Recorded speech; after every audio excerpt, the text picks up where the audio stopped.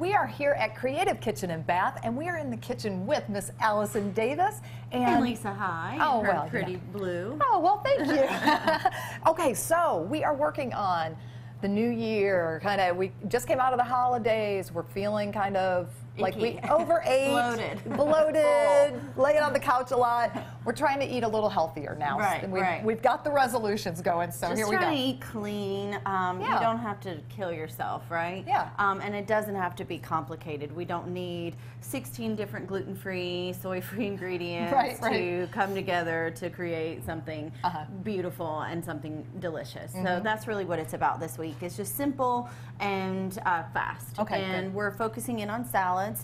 We have talked about this numerous times already, but my favorite is arugula, so we're going back with that. Okay.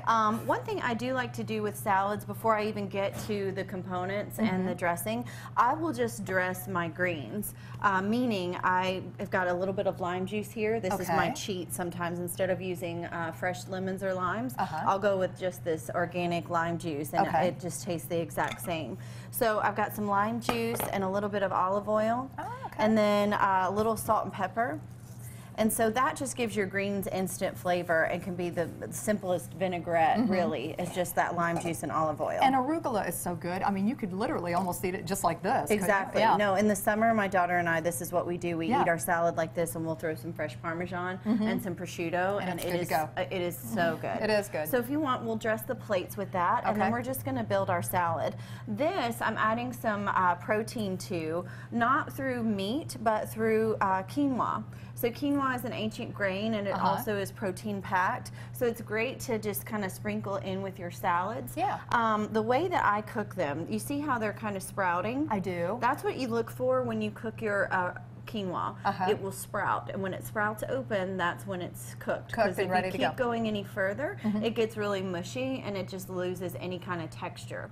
So what I do is I will just bring some water to a boil, and then I will just put it in the water and just let it sit and slowly kind of open up and sprout, and then I'll strain it through a mesh strainer or colander, and then I just season this with a little olive oil and salt and pepper. Okay, so how long does it usually take?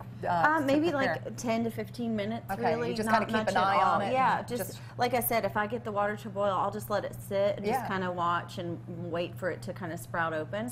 And then you're good to go. Awesome. So we're going to sprinkle some of this quinoa in with our salad. Now, why is it so good too? I mean, is it good for you? What is it? It's an ancient grain, and it is like a complete protein. It's got the amino acids, protein, and so it's really good for you and filling. You know, so if you're looking for something for a lunch and a way to kind of bulk it up without overloading on meat, then this would be a good alternative. Well, and it's always good to get protein into your diet, no matter what, even when it comes to a salad too, because you don't usually think of protein a lot when you're working with a salad. So that's good. So antioxidants, my favorite this time of year. Some fresh pomegranates. It's going to bring a beautiful color also to the salad, and it's going to bring a nice pop. Then we're going to talk about some fats, and we're going to add some good fat. So this salad is really focusing in on macros. Okay. So you're really looking at trying to get that balance of fat, protein, and carbs in there. Okay. So we're just going to add some fresh avocado. I just like to score it, right inside, and then we can just take a little spoon. I have yet to score my avocado like that. I've watched you do it a couple times, and I'm so nervous because it's the knife's going right there. If you feel with the knife, you can really feel, you can feel it. And you don't have to press hard at all because it's so soft. Because it's so soft, right. So we're just going to kind of add that avocado in there. I'll do it, and I'll put it on Instagram. Right, and then a little bit more fat. I've got avocado on my hands, but if you could just pinch that open, we're going to sprinkle a little bit of goat cheese in there too. And goat cheese, if you're going to go with dairy, for me, I feel like goat cheese is the safest option over some other cheeses. My hands are kind of gooey too.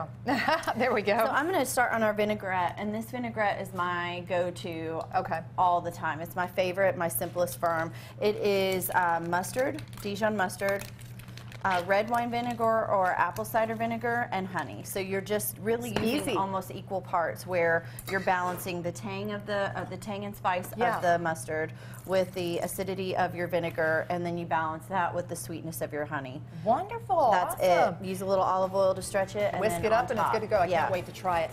For this recipe and many other recipes, head over to our website at WTBQ.com/Midday Kentucky, or you can head over to Allison's website at wildtimecooking.com, and we will be right back right after this short break.